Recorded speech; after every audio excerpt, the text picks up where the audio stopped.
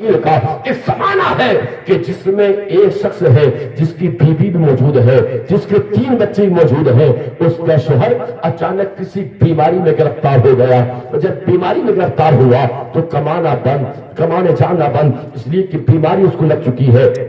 اب بیماری کی وجہ سے وہ اپنے گھر میں موجود ہے، اب آخرکار بیماری کی وجہ سے بستر سے اٹھ نہیں پا رہا ہے، اب گھر میں جو بھی راشن پانی تھا وہ دھیرے دھیرے رفتہ رفتہ سب ختم ہو گیا، اب گھر میں چولہا چلنا بند ہو گیا، گھر میں فاقہ کشی شروع ہو گئی۔ اللہ اللہ، اب بھائی بیٹا اتنا بڑا نہیں تاکہ کمانے کے لیے چلا جائے، چھوٹے چھوٹے بچے ہیں، اللہ اکبر، آخرکار پر ماں باپ اپنی بھوک کو برداشت کر رہا ہے، ماں بھوک کو برداشت کر رہی ہے، مگر چھوٹے چھوٹے بھوکے بچوں کا چہرہ باپ سے نہیں دیکھا جا رہا، ماں سے نہیں دیکھا جا رہا۔ اللہ اکبر، قربان جاؤ، تاریخ بتاتے کہ 3 دن کا فاقہ ہو گیا، بچوں کا چہرہ بھوک کی وجہ سے نڈھال ہونے لگا، بچے نڈھال ہونے لگے، بچوں کے چہرے پہ بدن میں طاقت و توانائی کم ہو گئی، بدن میں کمزوری آنے لگی۔ اللہ اکبر، ماں سے بچوں کا چہرہ نہ دیکھا گیا تو ماں اپنے شوہر کے قریب آئی، کہا میری سرکار آخرکار آپ کو بیماری کی وجہ سے بستر سے نہیں اٹھ پا رہے ہیں، محلے کا ایک امیر آدمی ہے، ایک تاجر آدمی ہے، بہت بڑا امیر ہے، اللہ نے اس کو بہت مال دیا ہے، اللہ نے اس کو بہت دولت دی ہے، اگر آپ مجھے اجازت دیں، اگر آپ مجھے اجازت دیں تو آخرکار میں اس تاجر کے پاس چلی جاتی ہوں، اس بیاپاری کے پاس چلی جاتی ہوں، اس امیر کی چوکھٹ پہ چلی جاتی ہوں، ہو سکتا ہے کہ وہ امیر ایک وقت کا کھانا کم سے کم ہمیں دے دے تاکہ میں گھر میں پکا کر کے آخرکار اپنے بچوں کو کھلا دو۔ اللہ اکبر، اب یاد رکھو مسلمانوں، دیکھیں حال دیکھیں کہ آخرکار یہ خاتون پردے کی حالت میں اپنے گھر سے نکلی، اور نکلنے کے بعد اسی تاجر کے پاس، اسی بیاپاری کے پاس، اسی دکاندار کے پاس، اسی امیر انسان کی چوکھٹ پہ جا کے کھڑی ہو گئی۔ اللہ اکبر، جیسی جا کے کھڑی ہوئی تو آخرکار کا اس نے سوال کیا کہ ہمارا شوہر غریب ہے، آخرکار اتنا غریب ہے کہ اس کو بیماری کی وجہ سے وہ بستر علالت پہ پڑا ہے، بیماری کی وجہ سے اس کے لیے کمانا بند ہے، اٹھنا بند ہے، باہر جانا بند ہے، جو کچھ تھا گھر میں سب رفتہ رفتہ سب ختم ہو گیا۔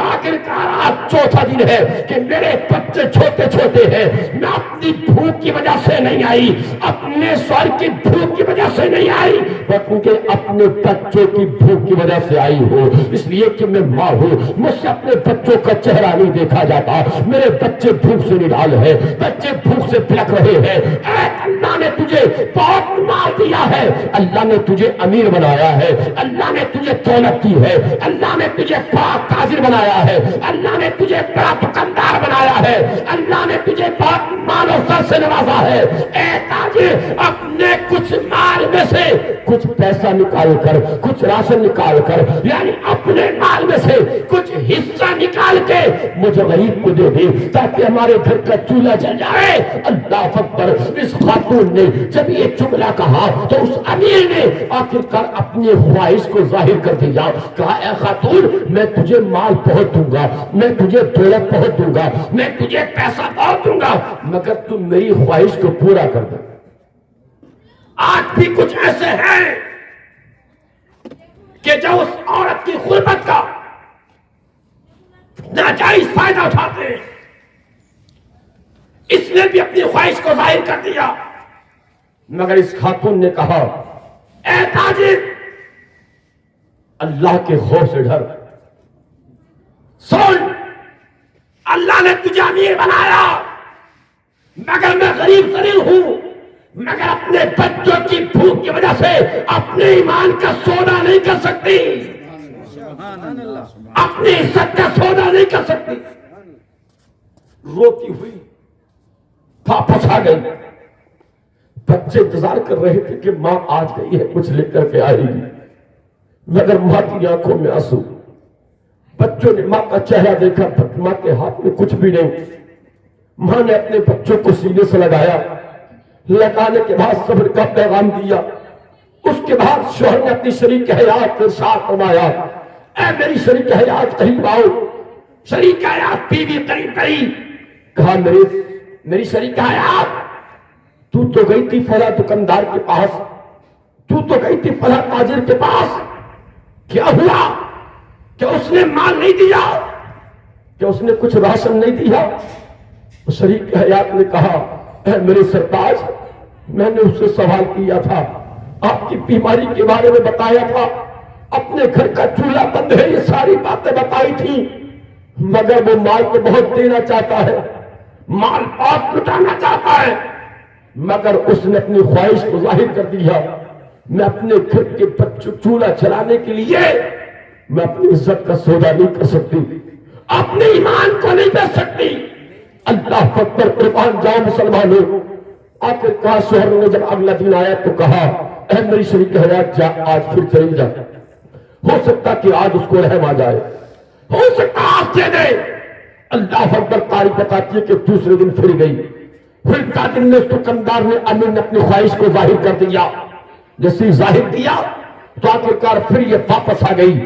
تیسرا دن آیا تو حال یہ تھا کہ ایسا لگتا تھا ماں کو کہ جیسے اگر بچے کو کچھ کھانے نہ ملا تو کہیں موت کا پنجہ ان کو آ کے اپنا نہ دبا لے، کہیں ایسا نہ ہو کہ اسی بھوک کی وجہ سے میرے بچے دنیا کو خیر آباد کہہ کے نہ چلے جائیں۔ پھر شوہر سے اجازت لی، دل میں خیال کہا میرے سرتاج، اگر بچوں کو کچھ کھانے نہ ملا تو ایسا لگتا ہے کہ بچے اپنی جان کو خیر آباد کہہ کے دنیا کو چھوڑ کر کے چلے جائیں گے۔ اے میرے سرتاج مجھے اجازت دو، آج میں پھر جاتی ہوں اس کی چوکھٹ کے قریب، پھر سوال کرتی ہوں۔ اللہ اکبر، قربان جاؤ مسلمانوں۔ اب یہ خاتون چوتھے دن پھر تیسرے دن پھر پہنچی ہے اس کی چوکھٹ پر، جانے کے بعد پھر وہی سوال کیا، وہی کوشچن کیا، اپنے شوہر کی بیماری کے بارے میں بتایا، گھر میں فاقہ کشی بتایا کہ اگر میرے بچوں کو کچھ کھانے نہ ملا تو آخرکار مجھے ایسا لگتا ہے کہ میرے بچے دنیا کو خیر آباد کے چلے جائیں گے۔ تاجر نے پھر وہی سوال کیا، امیر نے پھر اپنی خواہش کو ظاہر کیا، اے خاتون جتنا مال چاہے لے لینا مگر پہلے میری خواہش کو پورا کر دے۔ اللہ اکبر۔ اب اس نے، عورت نے سوچا، خیال کیا کہ چلو میں گناہ میں شریک ہو جاتی ہوں، کم سے کم میرے بچوں کی جان تو بچ جائے گی، جان تو بچ جائے گی۔ مگر جس کے دل میں اللہ کا خوف ہوتا ہے، جس کے دل میں اللہ کی خشیت ہوتی ہے، جس کے دل میں اللہ کا سچا پیار ہوتا ہے اور جس کا توکل اللہ پر ہوتا ہے، جس کا بھروسہ مضبوط اللہ پر ہوتا ہے، اللہ اس کی کس طرح سے حفاظت کرتا ہے۔ اس نے دل میں خیال کیا، کہا کہ ٹھیک ہے، جا کر کے کہہ دو اپنے بیپاری سے کہ میں اس کی خواہش کو پورا کر دوں گی، مگر کم سے کم کچھ مال مجھے مل جائے تاکہ میرے بچوں کی جان بچائے، میرے گھر میں چولہا جل جائے۔ جانے کے بعد اب دیکھا یہ خاتون گناہ کرنے کے لیے تیار ہو گئی۔ جیسے ہی وہ کمرے میں لے کے گیا تاجر، وہ کمرے میں جیسے کمرہ بند کیا، تاریخ بتاتی ہے یہ خاتون پورا بدن اس کا کانپ رہا تھا، پورا بدن اس کا لرزہ بر اندام ہو رہا تھا، پورا جسم تھرتھرا رہا تھا۔ اللہ اکبر، جیسے اس خاتون کا بدن کانپتے دیکھا، تھرتھراتے دیکھا، لرزہ بر اندام ہوتے دیکھا تو اس امیر نے کہا اے خاتون گھبرانے کی ضرورت نہیں ہے، ڈرنے کی ضرورت نہیں ہے، آخرکار تھرتھرانے کی ضرورت نہیں ہے، کانپنے کی ضرورت نہیں ہے، اس لیے کہ یہاں کوئی نہیں آئے گا، دروازہ بند ہے، اس کمرے میں کوئی نہیں آ سکتا، نہ کوئی دیکھے گا۔ اس خاتون نے جواب دیا تھا اے تاجر، اے بیاپاری، یہ تیری سوچ ہے کہ تو نے کمرہ بند کر دیا تو کوئی نہیں دیکھے گا، کوئی دنیا دار دیکھے نہ دیکھے مگر پروردگار تو دیکھے گا، پروردگار تو دیکھ رہا ہے۔ میں تجھ سے نہیں ڈر رہی، میں دنیا دار سے نہیں ڈر رہی، میرا بدن جو کانپ رہا ہے وہ خوف خدا کی وجہ سے کانپ رہا ہے، میرا بدن جو تھرتھرا رہا ہے وہ اللہ کی خشیت کی وجہ سے تھرتھرا رہا ہے، اس لیے میرا بدن کانپ رہا ہے۔ اللہ اکبر، خوف خدا سے اس کا دل کانپ رہا ہے، جسم لرزہ پر اندام ہو رہا ہے۔ اللہ اکبر، اب جیسے یہ امیر، یہ دکاندار، یہ تاجر، یہ بیاپاری اپنا خواہش کو ظاہر کرنے کے لیے جیسے اس نے اپنے ہاتھ کو آگے بڑھایا اس خاتون کو ٹچ کرنے کے لیے، اس خاتون کو چھونے کے لیے، تاریخ بتاتی ہے کہ اس شخص کے، اس بیاپاری کے ہاتھ میں جان نہ رہی۔ زور سے بات پوری کر لوں، باقی آگے تو میں سنا رہا ہوں آپ کو، اس لیے کہ روز روز تو یہ محفلیں ہوتی نہیں ہیں، ہو سکتا ہے کہ اللہ اسی ذکر کو ہمارے لیے بخشش و نجات کا ذریعہ بنا دے. اگر ایک خاتون نے بھی عمل کر لیا تو ہماری دنیا بھی اچھی ہو جائے گی اور آخرت بھی اچھی ہو جائے گی. میں محبت سے سبحان اللہ بولے تو بات پوری کر لے, اور میرے نواز سے بولے یا رسول اللہ, اور زور سے یا رسول اللہ. تاریخ بتاتی ہے کہ جیسے ہی اس نے گناہ کرنے کے لیے, ٹچ کرنے کے لیے ہاتھ کو آگے بڑھایا تو ہاتھ بے جان ہو گیا, ہاتھ کام نہیں کر رہا. اللہ اکبر. جب ہاتھ بے جان ہوا, ہاتھ سن سا ہوا تو یہ پیاپاری, یہ امیر کانپ گیا. کہا آقا تو یہ تو بتا, میں تجھے ٹچ کرنے کے لیے میں نے ہاتھ کو بڑھایا, جو ہاتھ میرا صحت یاب تھا, صحیح سلامت تھا, جیسے تجھے ٹچ کرنے کے لیے میں نے ہاتھ کو بڑھایا تو میرا ہاتھ اب کام نہیں کر رہا ہے, میرا ہاتھ میں جان نہیں ہے, میرا ہاتھ چل نہیں رہا. تو اس خاتون نے کہا اے تاجر, اب بھی اللہ کے خوف سے ڈر لے, اب بھی اللہ کی بارگاہ میں گناہ سے توبہ کر لے, اس لیے کہ اللہ تجھے آگاہ کرنا چاہتا ہے, اللہ تجھے گناہ سے بچانا چاہتا ہے. اس گناہ سے رب کی بارگاہ میں توبہ کر لے. اللہ اکبر. اگر جیسے ہی تو توبہ کرے گا تو اللہ تیرے ہاتھ کو صحیح سلامت فرما دے گا.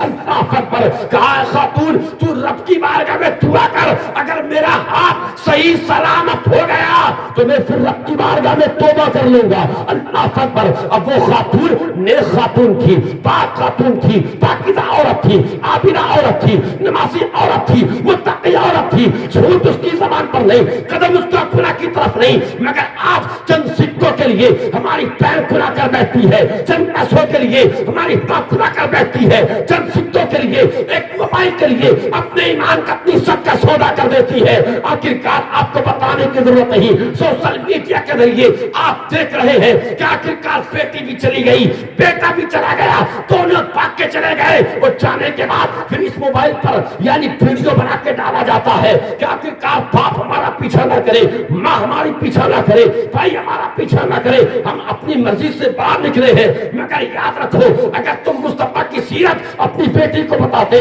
کنیز فاطمہ اگر اپنی بیٹی کو بناتے, قسم خدا کی فاقے سے رہ کر کے زندگی گزار لیتی, مگر کبھی گھر سے باہر قدم نکالتی نظر نہیں آتی. اگر تم اپنی بیٹی کو, اپنی ماں کو, اپنی بہن کو, اپنی بیوی کو نبی کی بیٹی فاطمہ زہرا کی سیرت بتا دیتے, ان کے اخلاق کے بارے میں بتا دیتے, نبی کی بیٹی نے کیسی زندگی گزاری, کتنی مشکلوں میں زندگی گزاری, کہ چکی چلاتی حضرت فاطمہ زہرا ہاتھوں میں چھالے پڑ جاتے مگر کبھی شوہر سے شکوہ نہیں کرتی, کبھی گلہ نہیں کرتی.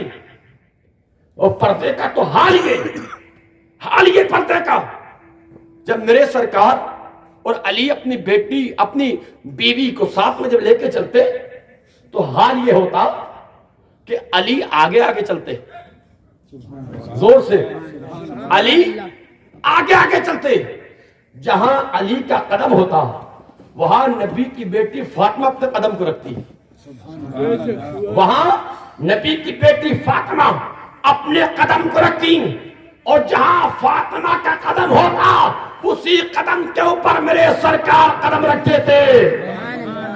یہ حال صحابہ کرتے آقا یہ سفر کا معاملہ کیا ہے؟ جہاں علی قدم رکھتے ہیں علی کے قدموں کے نشان کی جگہ آپ کی بیٹی فاطمہ قدم رکھتی ہے, اور جہاں آپ کی بیٹی فاطمہ قدم رکھتی ہے اسی قدموں کے نشان کی جگہ آپ قدم رکھ دیتے ہیں. آپ کا معاملہ کیا ہے؟ تب میرے سرکار کا فرمان سنو, میرے سرکار فرماتے ہیں کہ آج تک میری بیٹی کے سر کا بال, میری بیٹی کے سر کا بال کسی انسان سے تو بڑی چیز کسی انسان نے تو نہیں, فرشتوں تک نے نہیں دیکھا. زور سے کیا فرماتے ہیں سرکار؟ میری بیٹی کے سر کا بال بھی کسی انسان تو بہت بڑی چیز ہے, فرشتوں تک نے نہیں دیکھا. اس لیے جہاں علی کا قدم ہوتا ہے اسی قدموں کے نشان پر فاطمہ قدم رکھ دیتی ہے, اور جہاں فاطمہ کے قدموں کا نشان ہو جاتا ہے میں اپنے قدم کو اس لیے رکھ دیتا ہوں کہ فاطمہ کے قدموں کے نشان کو بھی کوئی انسان تو انسان فرشتہ بھی نہ دے سکے. یہ شان تھی ہمارے نبی کی بیٹی فاطمہ زہرا کی. مگر آج باپ بیٹی کو بے پردہ لے کے جا رہا, شوہر بیوی کو بے پردہ لے کے جا رہا, بھائی بہن کو بے پردہ لے کے جا رہا, بیٹا ماں کو بے پردہ لے کے جا رہا, باپ ساتھ میں ہے، ماں ساتھ میں ہے، بیٹی کے سر پہ پھر بھی پٹا نہیں. ارے بیٹی کے سر پر پٹا تو جب ہوگا جب ماں کے سر پہ ہوگا. بولو بھائی، مگر آ جائے گی، بات پڑ جائے گی، پھر کبھی موقع ملے گا تو انشاءاللہ بتاؤں گا. تو محبت سے بولو سبحان اللہ، اور بلند آواز سے بولو یا رسول اللہ. کہا توبہ کر لے رب کی بارگاہ میں. تو تیرا ہاتھ بیکار ہوا ہے، بے جان ہوا ہے، اللہ تیرے ہاتھ کو صحت یابی عطا کر دے گا، تیرے ہاتھ کو یعنی شفا عطا فرما دے گا. اللہ اکبر. اب اس نیک خاتون نے، متقی خاتون نے، عابدہ خاتون نے، زاہدہ خاتون نے، پرہیزگار خاتون نے، شریعت عمل کرنے والی خاتون نے جیسے ہی رب کی بارگاہ میں ہاتھوں کو اٹھا کے دعا کی، اے مولا پروردگار عالم، آخرکار میں گناہ کرنے والی تھی مگر تو نے اپنے کرم سے مجھے بچا لیا ہے، اپنے فضل سے مجھے بچا لیا ہے. اللہ پر. اور یاد رکھو جو متقی ہوتا ہے، جو پرہیزگار ہوتا ہے، وہ نیک ہوتا ہے، جو دین کے راستے پہ چلنے والا ہوتا ہے، جو سچائی کے راستے پہ چلنے والا ہوتا ہے، تو اس کی حفاظت خود اللہ فرماتا ہے. اور جس کی حفاظت اللہ فرماتا ہے تو پھر اس کو کوئی مٹانے والا پیدا نہیں ہوا. اس لیے فانوس بن کر جس کی حفاظت ہوا کرے وہ شمع کیا بجھے جسے روشن خدا کرے، وہ شمع کیا بجھے جس سے روشن خدا کرے. اب اس خاتون نے رب کی بارگاہ میں دعا کی، ہاتھ اٹھائے رب کی بارگاہ میں، تو اللہ نے اس کے ہاتھ کو صحت یاب بنا دیا، اس کے ہاتھ میں جان عطا کر دی. جیسی اللہ نے اس کے ہاتھ کو صحیح سلامت کیا، اللہ نے اس کے ہاتھ کو اچھا بنا دیا. تاریخ بتاتی ہے پھر اس نے رب کی بارگاہ میں سچے دل سے توبہ کی، توبہ سچے دل سے توبہ کی، ایسی توبہ کی، ایسی توبہ کی، اور اللہ نے اس کی توبہ کو ایسا قبول کیا کہ جیسے اس نے توبہ کی تو اللہ نے اس کو انعام عطا کر دیا، اللہ نے اس کو شان عطا کر دی. اور کیسی شان عطا کی ہے، ایسی شان کہ اللہ نے حضرت موسیٰ علیہ السلام کو بھیجا، جاؤ ہمارے ایک بندے کے پاس آگ جلائی جائے اور اس آگ کے اندر اس میرے بندے کا ہاتھ ڈالو، دیکھو ہم نے کیا شان عطا کی ہے.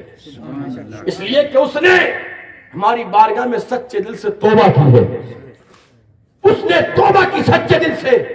ہم نے کیا مقام عطا کیا، چاہ کے دیکھو، اور جاؤ ہمارا سلام بھی بھیج دو اس کے پاس. ہر یاد رکھو جو انسان رب کی بارگاہ میں سچے دل سے توبہ کرتا ہے تو اللہ بھی اس کو سلام بھجواتا ہے. زور سے بولا، اللہ بھی اس کو سلام بھجواتا. ابھی یار جس کو اللہ سلام بھجوائے اس کی شان کیا ہوگی، اس کا مقام کیا ہوگا، اس کا مرتبہ کیا ہوگا.